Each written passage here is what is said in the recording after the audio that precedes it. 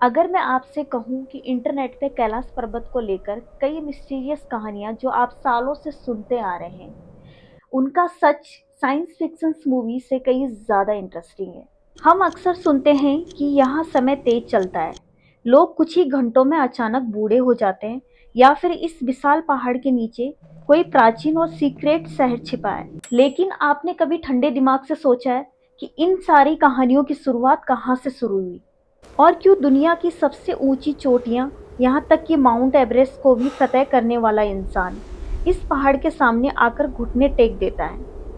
आइए आज कैलाश पर्वत के उस सच को जानते हैं जो व्यूज, लाइक्स और पॉडकास्ट की भीड़ में खो गए हैं। Took one strand of what is there on that mountain. You won't believe. I was almost 10 to 15 years younger. तो बोलते गए थे हम चढ़ जाएंगे।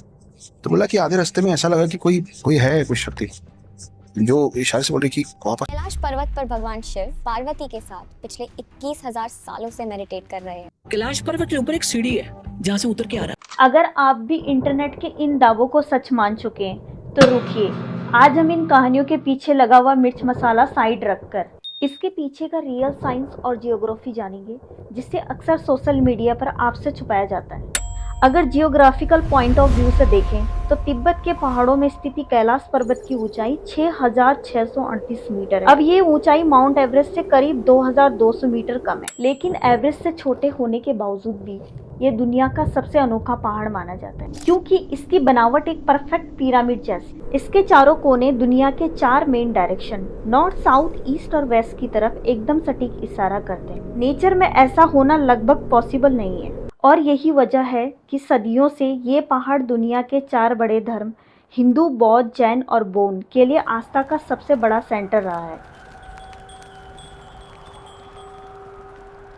हिंदुओं के लिए देवों के देव महादेव और मां पार्वती का पवित्र घर है। बुद्धिस्ट एंड जैन परंपराओं में इसे तपस्या और साधना का सबसे उच्चतम भूमि माना जाता है। वही तिब्बत के पुराने बौन धर्म के लोग मानते हैं कि ये वही जगह है जहां धरती और स्वर्ग एक दूसरे से मिलते हैं, यानी 4 अलग अलग विचारधाराएं, लेकिन सभी का इस पहाड़ को लेकर एक ही समर्पण है। लेकिन इस पहाड़ की मिस्ट्री सिर्फ इसके बनावट तक नहीं, इसके तलहटी में बने 2 झील इंसानी समझ को हैरान कर देती है।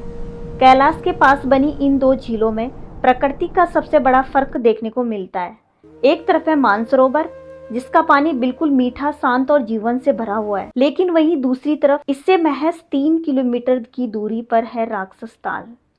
इस झील का पानी इतना ज्यादा खारा और सॉल्टी है कि वहाँ ना कोई पौधा उगता है और ना ही कोई मछली जीवित बचती है। लोग अक्सर इसे देवता और राक्षसों की पुरानी कहानियों से जोड़कर देखते हैं, लेकिन इसके पीछे का साइंस आप जब समझेंगे तो वो बहुत सिंपल है। साइंस की लैंग्वेज में कहें तो राक्षस ताल एक एंडोरिक झील है, यानी इस झील के आसपास से पानी आता तो है, लेकिन यहाँ से बाहर निकलने का कोई रास्ता नहीं। अब पिछले हजारों साल से तेज धूप के कारण इस झील का पानी भाप बनकर उड़ता रहा और पीछे छूट गए सिर्फ भारी मिनरल्स और सॉल्ट। इसी लगातार होने वाले प्रोसेस ने इस झील के पानी को पूरी तरह से बेजान और खारा बना दिया। अब बात करते हैं सबसे बड़े मिथ की। माउंट कैलाश के पास समय बहुत तेजी से चलता है। यहाँ बाल और नाखून बहुत तेजी से बढ़ने लगते हैं, लेकिन जब आप इसके पीछे का सच सुनेंगे तो महान वैज्ञानिक अल्बर्ट आइंस्टीन की थ्योरी के मुताबिक समय की रफ्तार को बदलने के लिए दुनिया में सिर्फ 2 चीजें चाहिए, या तो अत्यधिक स्पीड या फिर बहुत भारी ग्रेविटी। और माउंट कैलाश पर ये दोनों चीजें बिल्कुल नॉर्मल है। यहाँ तक कि नासा के सैटेलाइट और रिसर्च ने भी यहाँ किसी रहस्यमयी और असामान्य मैग्नेटिक फील्ड के बात कभी नहीं की है। तो फिर ये कहानियाँ आई कहाँ से?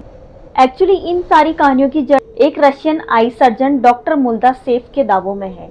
ये कोई साइंटिस्ट या जियोलॉजिस्ट नहीं थे, बल्कि एक ऐसी थ्योरी पे विश्वास करते थे। वे मानते थे वैम्पायर्स, ड्रैकुला और जलपरियां रियल में होते हैं। जो इंसान बच्चों की कहानी जैसे बातों पे यकीन करता हो, क्या साइंस के मामले में उनकी बातों पे भरोसा किया जा सकता है? लेकिन इंटरनेट के इस दौर में बिना किसी रिसर्च के उन्हीं के कई सुनी बातों को बिना साइंटिफिक एविडेंस के सच मान लिया गया है और व्यूज के लिए फैलाया जा रहा है। रही बात वहां जाने वाले माउंटेनियर्स के सरदर्द और अजीब महसूस करने की, तो साइंस इसे बहुत सरलता से अल्टीट्यूड सिकनेस कहता है, यानी अत्यधिक ऊंचाई पर ऑक्सीजन की कमी होना। अब एक बड़ा सवाल ये उठता है कि अगर ये सब मिथ है तो आज तक उस पहाड़ की चोटी पर कोई क्यों नहीं चढ़ पाया? अगर टेक्नोलॉजी और इंसानी हुनर की बात करें तो एवरेस्ट पे चढ़ने वाले इंसानों के लिए कैलाश पर्वत पर चढ़ना नामुमकिन नहीं था, लेकिन ये बात वहाँ चढ़ने की नहीं, रिस्पेक्ट की है। ईयर 1985 में जब चाइनीज गवर्नमेंट ने दुनिया के सबसे महान माउंटेनियर मैसनर को कैलाश पे चढ़ने का ऑफिशियल ऑफर दिया तो उन्होंने साफ मना कर दिया।